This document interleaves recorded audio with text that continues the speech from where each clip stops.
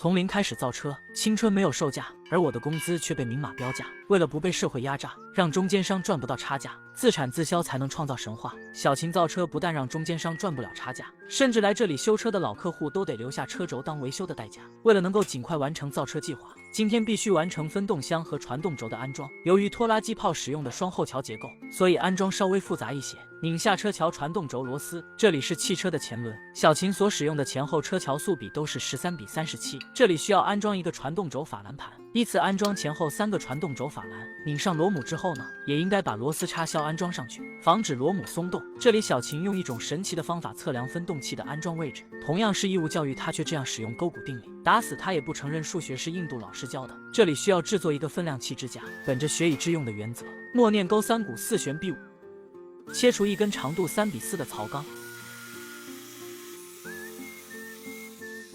在槽钢上面画2个90度角的三角形。上次有老铁说这个是45度，不管是45度还是90度，只要不是钝角就行。然后将它们切割下来。重力加速度是我的脚步，在小秦的一顿尬舞之后，就得到了一个直角三角形，然后将它放到车架上。沿着车架温柔的直线画出槽钢的切割线，一顿仪式感拉满的操作，其实一点也没有必要。老铁们不要被女人的秘制操作给迷惑了心智。将槽钢切割下来，两两相扣焊接成一个正方形，切除多余的部分。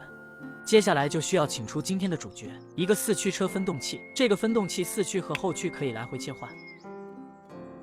将分动器放上支架，画出安装孔，接着用电钻开孔。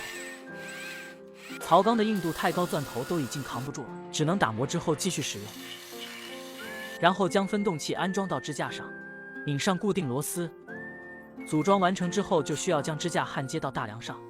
这样挂壁式的焊接看起来风险很大，一个不注意就有掉地上的风险。看来勾股定理是白学了，之前的三角形支架设计也被小秦抛弃了。接着安装传动轴，一根轴的两端是万向节，这也是传动轴的最基本结构。将万向节安装到两边的法兰盘上，可以看到传动轴的角度非常大，这对万向节是一个比较大的挑战。使用久了之后会因为受力不均而变形。再将分动器的法兰盘安装上，插上插销，这个位置连接的是前桥。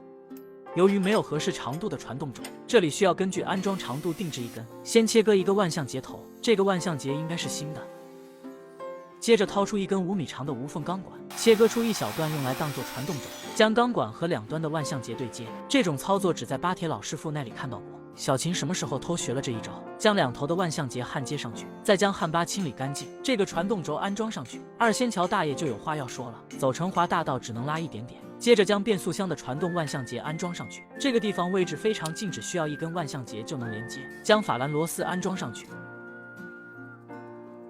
不过两个万向节的尺寸不一样，看起来不太协调。然后安装最后一根传动轴，这也是最长的一根，这根需要连接汽车前桥的传动轴。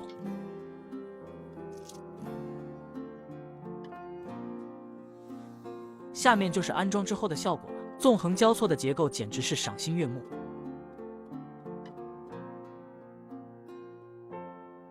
感谢老铁的关注和点赞，我们下期再见。